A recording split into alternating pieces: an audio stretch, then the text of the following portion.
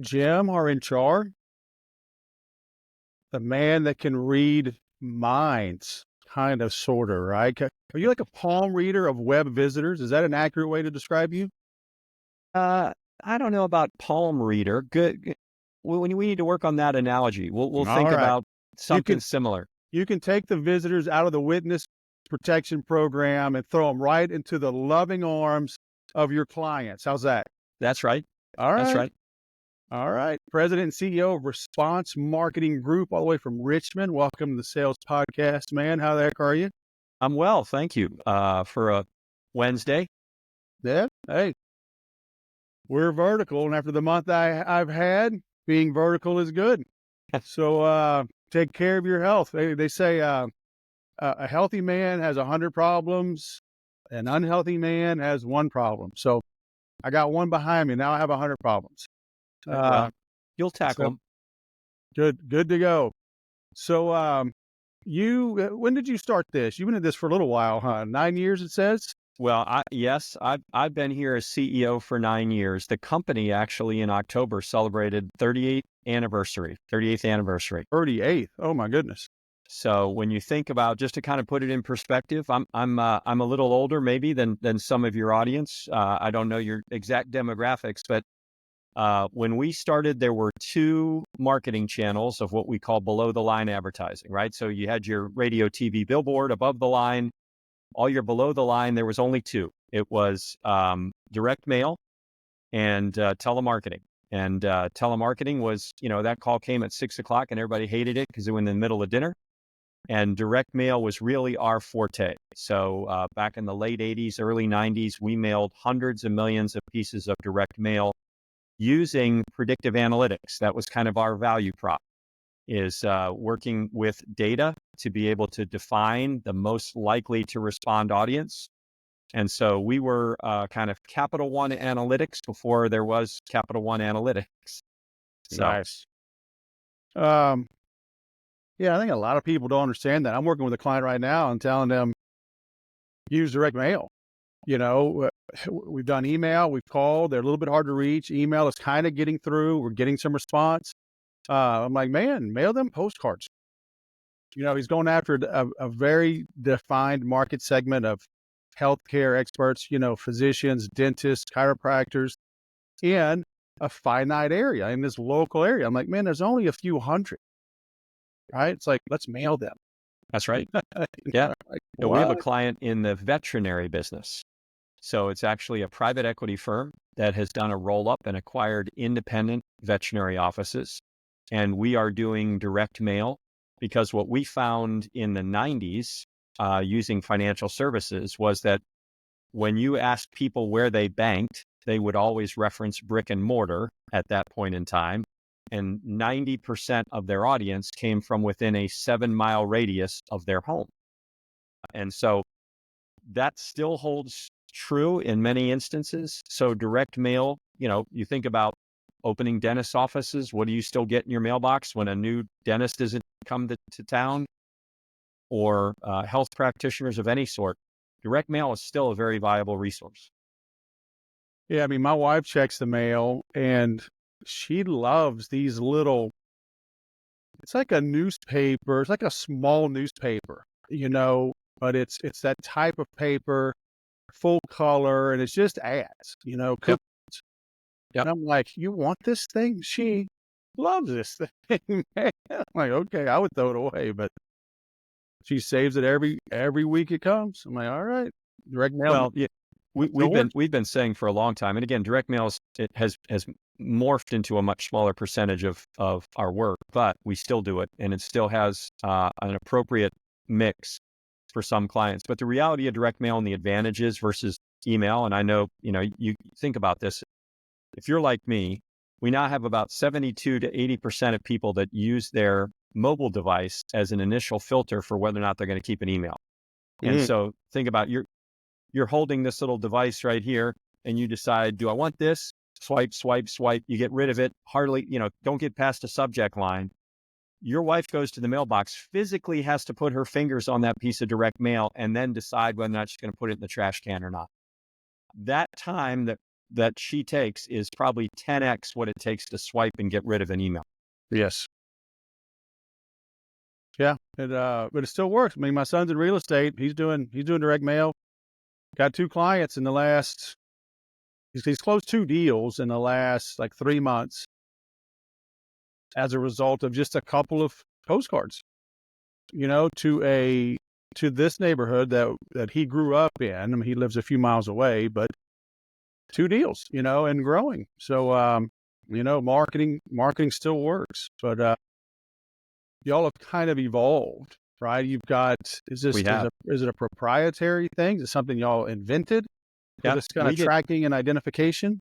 Yeah, we didn't invent it, but we had a data partner that has, and we've really kind of been able to expand what that initial content was. We have the technology, which is predicated on an underlying foundational database that we've built. So we have a database of 150 million U.S. households, so 2/3 of the U.S. population. We have publicly available information, so that's things like voting records, DMV data, surveys, registrations, warranty cards, purchase behavior. So we also pixel 16,000 websites where we're tracking purchase behavior, abandoned shopping cart data, which is all publicly available information provided by what you have agreed to when you downloaded an app or you opened your web browser or what have you.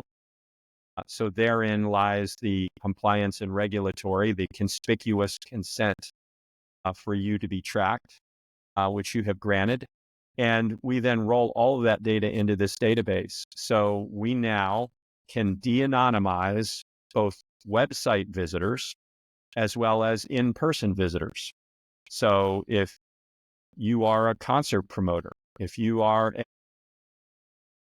promote festivals, concerts, events, if you are a tourist destination, if you're a hotel, a resort, whatever, if you are a college or university, you're a professional sports team, you want to know either who is sitting in your seats beside your season ticket holders, or who is at your concert besides the person who bought a ticket, or you are, let's say, the state of Virginia, who spends $40 million a year promoting come to visit Virginia, yet you never know who actually steps foot in the state of Virginia. Yeah. We now can de-anonymize using geoframing or using a pixel placed in the header of a website to tell our clients who's on their webpage, what ad did they click on, what link did they identify.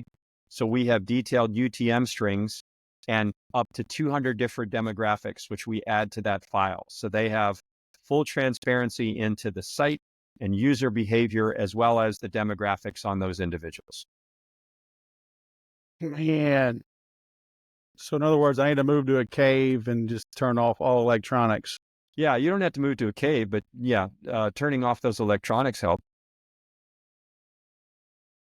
I mean, everybody was worried with a couple years ago with all the privacy stuff and cookies, but I mean, they get around it with just what do they get? EULA. I mean, you have to agree to everything to get anything anyway. So it's like, what is it? Is it a lost cause? We just open our kimonos and say, "Come sell to me." In a way, not to be a cynic, but in a way, certainly. I mean, there are still plenty of privacy walls that exist, and so I'm not sure, unless you were truly committed to being off the grid. I have this conversation with my kids and my nieces and nephews all the time. I said, let's just say in this day and age, I decided I did not want to have a cell phone.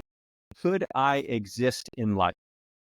When you think about that, I mean, not just from a communication perspective, because you'd still have a landline, but let's say you wanted to buy an airline ticket, right? When was the last time you saw a paper airline ticket?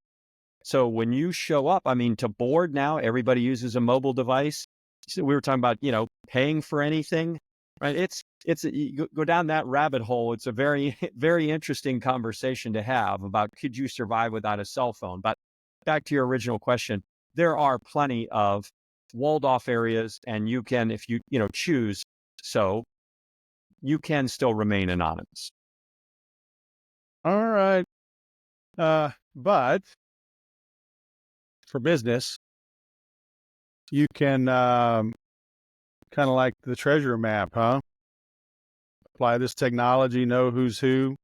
I mean, we still have to follow up with them, right? We still have to hit them with a relevant ad with even multiple, right? So it's not like somebody just buys just because you know who they are.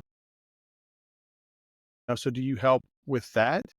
Yeah, no, you're absolutely right. I think at the core, what we're trying to solve for, Wes, is really a couple things. Number one, we believe in response attribution, right? So I don't care if you're GE or GM or you're Jim Harenchar and his small little company, everybody has a finite budget. Now, the GE and GM budgets are larger than mine are, but they're still finite, right? They can't spend billions and billions of dollars. So no matter what that amount is, it's important to you. And response attribution really validates, are we spending money in a way that is driving a positive ROI? If you're not measuring your ROI, then to me, it doesn't really matter what channel you're using. You're just kind of, you're throwing dust in the wind and hoping that something good turns out. We set out to try to help clients get beyond Google Analytics. That's a phenomenal tool, and it's been the de facto measurement since 2005. GA4 has taken a step forward, but that is all still anonymous aggregate data. And so, as a old business partner of mine used to say, in the land of the blind, the one-eyed man is king. So Google Analytics is great in that regard, but now we've advanced beyond that. And so we offer what we see as a fairly unmatched intelligence solution. May not be for everybody, but the reality is we're striving to achieve response attribution and return on investment measurement. Yeah. Is this best for like an e-commerce, or can anybody benefit from this, with any type of business? Well, I don't think anybody in today's marketing world, whether you are a mom and pop dry cleaner, let's say, everybody has a web page and everybody's spending something to promote their web page, right? Maybe it's $500 a month. Maybe it's $500,000 a month. That's probably a reasonable range, with the intent of getting Wes or Jim to go to that web page and learn more about their services. And so if you're spending money, shouldn't you be able to validate that, hey, if I'm targeting women in households with kids that make over $100,000, wouldn't it be good to know that that actually is who's coming to my webpage? And by the way, if I could know the name of the person and what ad she clicked on when she came to my webpage, isn't that going to be helpful to me? And I think, we would all agree that the answer is yes. So it doesn't matter the size. It's not just an e-commerce application. It's for anybody in any business. If you have a web page, if you have a marketing budget designed to promote your web page, then we can serve you in some capacity. Or there are peers of ours or competitors of ours with not identical services, but we become the GA4 on steroids, if you will. It sounds advanced, it sounds expensive. So, can a small business afford it, or do you help them kind of ramp up, Yeah, I scale think up with it? the answer to all of those is yes. Can they afford it? Yes. We certainly work within the budgets of our clients. We have some fixed costs because of what's included in it, but I think it would be found to be shockingly affordable relative to what is being delivered, right? So I couldn't pretend to say covering all ends of the waterfront in terms of a little small business that might be only spending $500 a month. It might be a stretch, but for the company that's spending a couple $1,000s a month, it pays for itself in less than 2 months. Do you find that you are replacing tools, or are they just kind of running blind, and this gives them the vision, or do they cancel things like, I don't even know, an SEM rush or something like that, and Right. in favor of yours? Well, I think the first thing we talked about, really response attribution. So if you're spending money and you think you're going after and attracting that female in a household with kids making $100,000, when in reality you're getting 65-year-old men making less than $50,000 a year, you're not going to get that level of detail within Google Analytics. You'll get some of that, but you're going to get anonymous aggregate data. And so what we help you understand is what percentage of your audience are you driving? What ads are working? And so for those that want to adopt kind of a crawl, walk, run approach, the biggest difference, Wes, in the 38 years I've been in this business is when we started, we talked about direct mail and telemarketing. Now there's 10 to a dozen channels where you can put your money, right? Or you can even say, hey, maybe influencers are important part of our mix. Now we give you the ability to be able to say, you can look at any channel that you want. I'm media neutral because I don't do media buying. I don't care what clients my channels use or what channels my clients use. Sorry.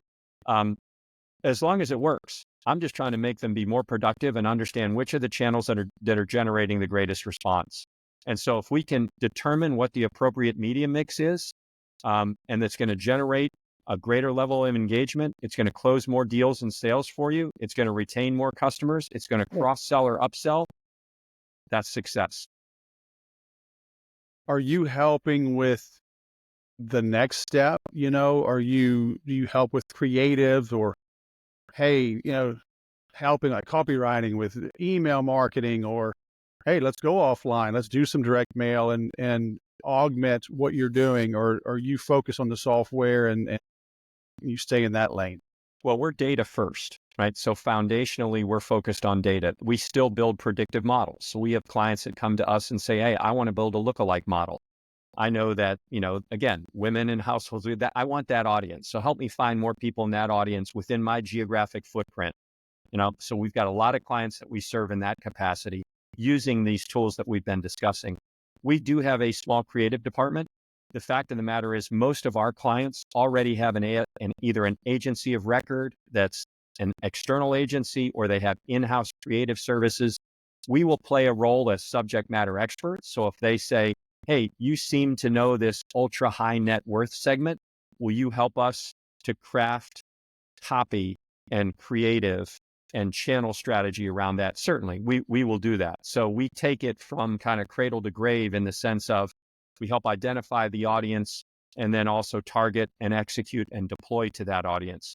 But with those clients that have agencies, we are sitting at the table with the agency, informing them to say, look, when you guys are developing whatever creative for whatever channel you're going to deploy, here's what we know about the audience. Here's who's coming. Here's how many kids they have. Here's their net worth. Here's their income. Here's how far away they have.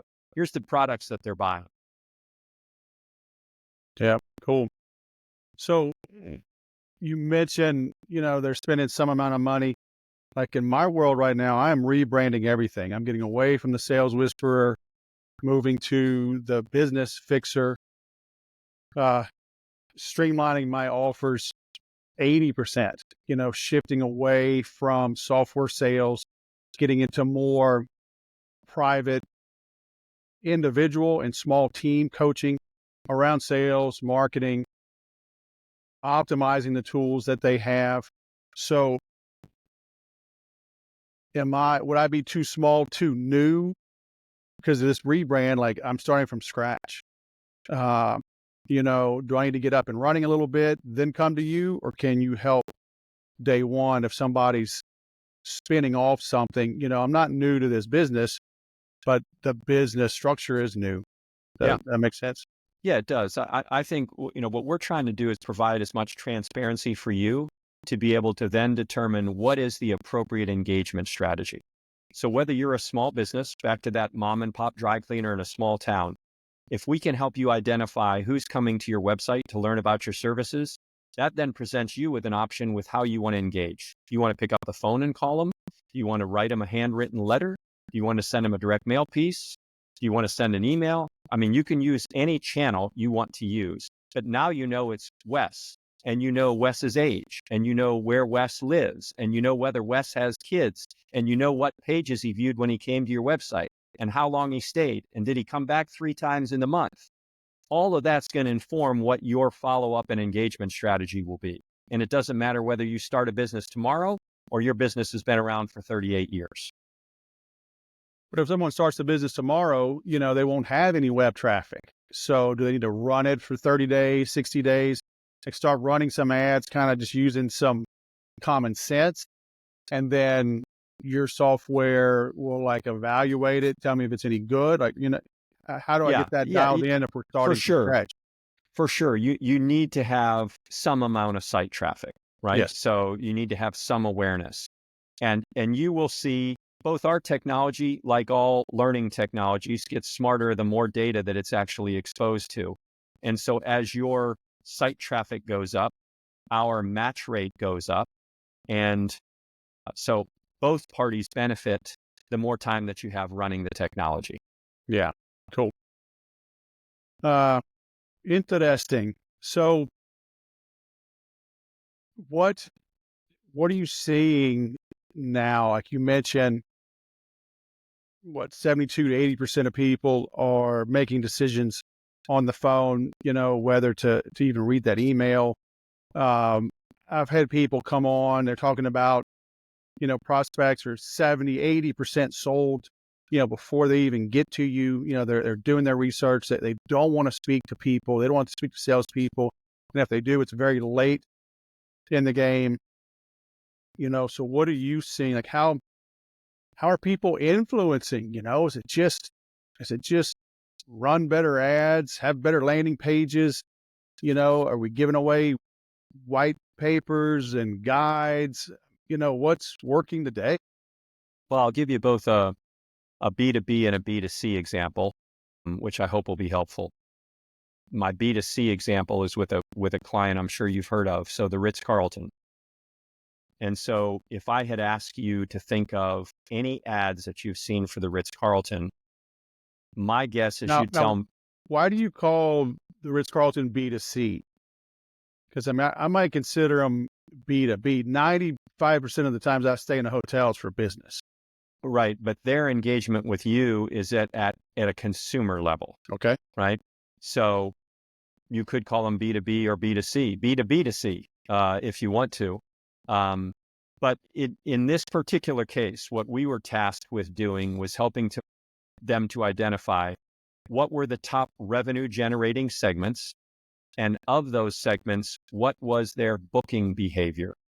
And so, to my point, historically, if I had asked you, Wes, if you've ever seen a Ritz-Carlton ad, what would you think of? And I'm going to guess what your answer would be, which is the most people saying, well, it's a 60-plus-year-old white couple standing in a luxurious setting of some sort.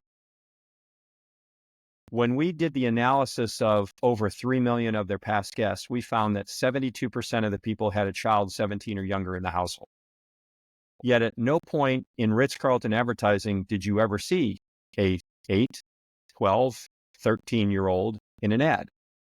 And we said, let's also then overlay that against your primary revenue generating segments, which were business travelers, no great surprise, the person that books in 60 days in advance of their arrival date, typically in an urban setting, versus somebody that is a leisure traveler that books 11 months in advance at a place that is a beach or some sort of vacation destination, right? So 9 months, 8 to 9 months of difference in a booking window and two completely different experiences. If I'm an urban traveler, I want to know how far is the hotel from where my appointment is going to be, versus if I'm a leisure traveler, what are all the different things that are available to me? So we advised them. We were not their creative agency. They got a fantastic creative shot. Look at all the data. What's it tell us? And so let's put kids on stand-up paddleboards. Let's show kids building sandcastles, right? For the urban business traveler, let's show a completely different set of experiences. Let's talk about the location and the ease of travel to all of the different, whether it's, mass transit or what have you. In 6 months, Wes, we increased the booking rates at those individual segments by 30%. And that was a matter of being able to align relevant messaging and imagery with the audience that we were speaking to. So tying that back to your question, I think that's really where we're headed, what we're trying to do, and how we empower the client, our end client, to get better at what is it that I can do with my marketing and advertising at a relatively inexpensive price point, be a lot smarter, and put that data into actual practice. Yeah. Nice. So that's B2C. Do you have a B2B example? Yeah, so I spoke to an example of a veterinary client that we had that found about as they opened a new vets. But we have other clients that are in healthcare in a B2B environment that are building protective rooms, like in hospital settings and those types of things. Contractors, where it's a manufacturer selling to contractors, right? Or we have a client that's in the small micro tax segment where they actually put instrumentation behind dashboards of vehicles. So they're looking for mechanical engineers in auto manufacturers. So using this same data, because whether or not we're looking at a commercial website or a retail website, the outcome is the same. Whether we're trying to get an individual or we're trying to identify Jim Harenchar, we also have in our 150 million database, we have a strong percentage of that, about 35%, which is commercial entities. So we can get a name, a title of an individual, and then we can use that data the exact same way. So whether we're delivering, direct mail actually works incredibly well in a B2B setting. So now you know exactly the name and the title of an individual, which you couldn't get to before. We have some clients that are in the, I'll call it the expo and the conference business. And so they geoframe a conference to identify doctors that are in the OBGYN business. And so we want to be able to identify folks that we know come to the largest conferences. So we build a geoframe. We're capturing the names, the home email address, or the home terrestrial addresses, email addresses of those doctors, which we can then engage with going forward to invite them to other conferences. How do you know who's at a conference? You're matching the mobile device. So you have the whatever IMEI or MAC address, whatever of my phone? The mobile ad ID. Mobile ad ID. That's scary. Yeah, so we have a client that's in the southeastern, the SEC in football, and they wanted to understand how many of the people that are sitting in their seats at 6 home games for the university are season ticket holders and how many are not. Because if Wes buys 4 tickets, the only thing they know in a 1-to-1 attribution is that when Wes shows up, he presents his ticket. You bought 4, but you are the only name associated with a 4-pack of tickets. Who are the other 3 people that are sitting there? And what if Wes brings Jim 4 times to one of those 6 football games? Shouldn't we be promoting to Jim a ticket package of some sort? So for concert promoters, actual event locations, college football stadiums, universities, that's insight that they did not have before. So when that mobile device in your pocket enters inside a geoframe, we identify who that individual is with that device. That's crazy. I'll give you a spooky example of that. I probably shouldn't use the schools, so I won't. But let's just say a school in Nashville, you and I talked about earlier. My son was looking at that school when we were sitting in the football game. And while he was there, a competing school in Atlanta sent him an SMS text while we were sitting in the stadium watching a different university's game, and they knew exactly where he was. So did he apply to the second school? So No, he was on their radar, or they ran a search of they actually 18-year-olds doing SAT exam prep or whatever, and said, just put 2 and 2 together and said, this kid's probably looking at colleges. So pretty much, yeah. What they do is a child that you can't do any SMS text to anybody 17 or younger, but 18 and older you can. And so at the time he was 18, they geoframed that location. They ran that against a national data file to know that he was of age to be able to receive messaging, and they pushed an SMS text to him. Even without opting in for it? Yeah, yeah, I mean, that whole landscape has become, way different now than it was then. That was 3+ years ago. So a lot has changed. Because I get so many spam texts. It's Oh yeah. unbelievable. Hi, is this Amy? We met. Report as junk. Report it. I mean, they just keep coming. It's Yep. unbelievable. Yep. Well, and where we are in the political timetable right now, I mean, it has been unbelievably overwhelming. Yeah. That's all pretty cool though. I mean, that's the world we live in, right? So It is. It is. And, I think one of the things that we are extremely cautious in is navigating the compliance and regulatory environment that we have. Um, and so we follow that very, very closely. We're acutely aware of what the requirements are state by state. We advise our clients as such. There is, California forever, has been kind of the example everybody uses with, that CCPA is a high hurdle to get over. In reality, I mean, it isn't. As long as you understand how to navigate it, what the requirements are, and should a consumer reach out to you and ask for the information, you just need to be prepared to provide that response back to that.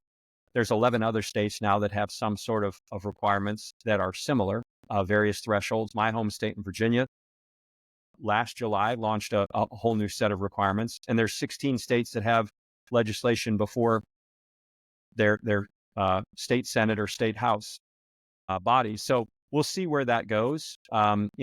We're out of business if we're not being completely compliant. We have to advise our clients on the right way to navigate that landscape, and we do so. We're only dealing with U.S. households. So, while GDPR is something we're acutely aware of, it offers a different array of challenges and opportunities. yeah, very cool. So you've been there 9 years. Did you buy the company or were you brought in? I did. And, Yep, yep. I did. I actually started here in 1994 as a salesperson. And we were sold back in 1999 to the former owner of what was then the Washington Redskins, and ultimately spun us off. And so one of the former owners and I acquired the company again 9 years ago, and he has since retired. So I am the sole owner. They left you in charge. What was that? Is that Hey, wise? somebody had to be here to turn the lights out. All right. Seems like it's going well. We're having fun. Very nice. So I'm linking to your site. So I'll mention that in the post production, but rmg-usa.com, and you made a link for us / get to know the CEO. So it'll be easier to click on it. So I'll make sure to put that at the top of the notes. Linking to you on your LinkedIn and Response Marketing Group 2218 on YouTube. Anywhere else they should go, or just start at the website and work their way down? Yeah, hopefully we present, between the blog on our webpage, between our posts on LinkedIn, between the videos you can find on YouTube. We offer a lot of content out there that talks about what we're doing, more so in terms of, as we said at the outset, around response attribution and measuring ROI. We've not moved off of that for 38 years. Yes, we've got some neat technology that's been invented, if you will, in the course of our life cycle. But it's really for us about helping marketers become a lot smarter around where they're spending their dollars and being able to measure success. Yeah. That's key. You got to be smart with your money. But I mean, this economy is so great and our politicians are so wonderful. I mean, we're all just throwing money around. It's raining cash, right? I mean, we really don't have to be that strict with it. Just play fast and loose.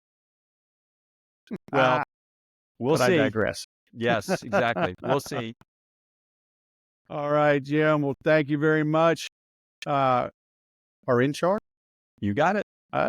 Said it right. All right. Everybody, I've had hard names lately. I think it's like the world's conspiring to make me learn names. So, all the way from Richmond, man, President CEO of RMG. Thanks for coming on the show. It's been great. Thank you, Wes. Enjoyed it. Hey, have a good day.